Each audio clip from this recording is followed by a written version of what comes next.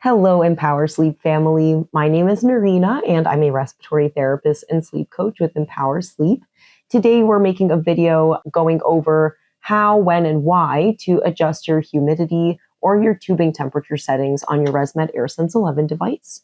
Now, something important to take note of is that the settings that might feel comfortable now might not feel so comfortable later on due to changes in your environment or just changes in the seasons. So it's really important that you understand how to make these changes so that you can work independently with your machine and travel and live your life without any issues. Now, let's get started in discussing dry mouth. There are several causes for dealing with dry mouth or dry nose when you're using your CPAP device. Some of them include improper humidity settings, mask leakage, medications, underlying health conditions, and even, as we talked about, environment or season. Now, when it comes down to the improper humidity settings, what do I mean by that? Sometimes we have a perfect mask seal, so all the airflow is completely within our airway. However, the air that is being delivered from the CPAP machine is just a little too dry.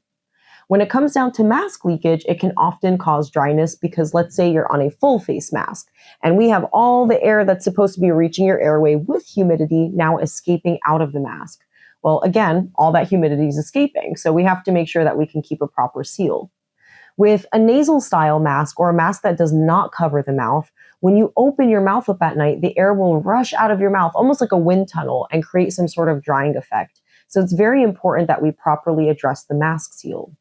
Now, when it comes down to your mask seal, feel free to talk to your provider about that or check out our video on mask leakage.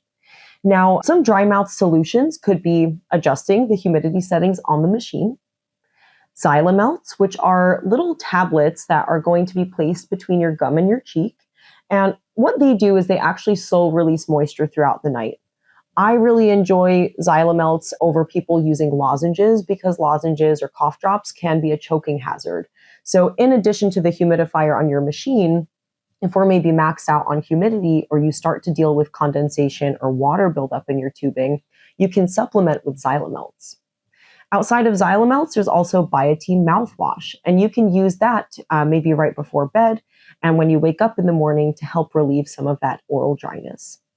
Outside of that, we do have prescriptive interventions like artificial saliva that can assist with any sort of, maybe underlying medical conditions that are causing excessive dryness. And that kind of takes care of dry mouth solutions. Let's go into how to adjust the humidity on your machine. Now, when it comes down to adjusting your humidity or tubing temperature for either dryness or water buildup, those settings are located in your My Options menu.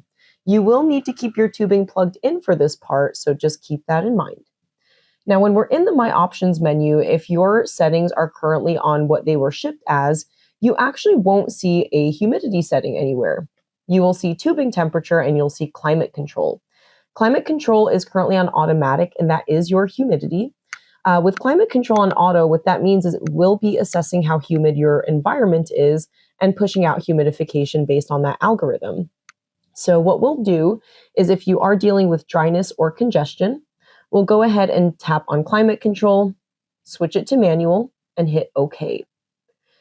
Now we have humidity level and tubing temperature both populate as two separate settings that you can toggle with. If you're getting dryness, we will the way that we'll kind of mitigate that is by using the humidity level. If you feel dry when you adjust it from auto to 4, then you'll increase it by 1 level per night. And as you can see, it can go all the way up to a level of 8. I advise just 1 level per night so that way you don't oversaturate yourself with humidity and get any rainout in your tubing. So for dryness, we will be using the humidity level. For water buildup in the tubing, that's when we can closely toggle with our tubing temperature. So the tubing temperature can go all the way up to 86 degrees.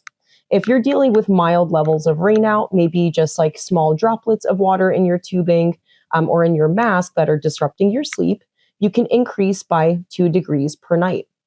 However, if you're getting a large amount of water buildup, that's when we'll adjust from auto to manual, leave it at 4 and see how that is.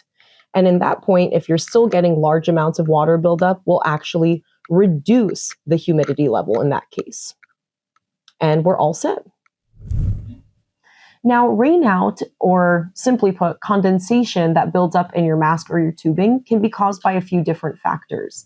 Sometimes when our humidity levels are really high, or maybe if it's just on auto-adjusting humidity, if you are in a really cold room, maybe you have the AC on or the window open or there's like a vent right above your CPAP device, as soon as that warm, humid air from the machine goes into a cold tubing, it turns right back into water. So we need to make sure that we are addressing that condensation.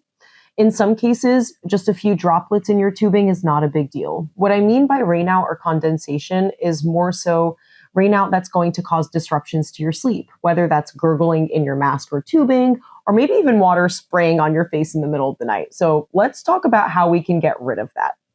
Some of the rainout solutions could be adjusting your heated humidity and tubing temperature settings.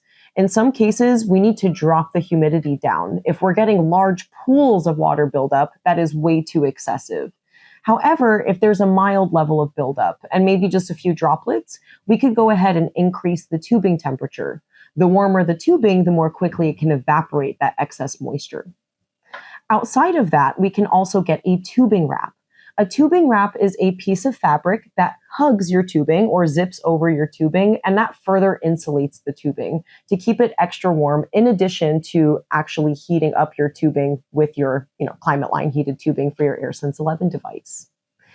Another solution would actually be to place your device below body level. So that way your mask is connected to your tubing and all the water just drains back into your device.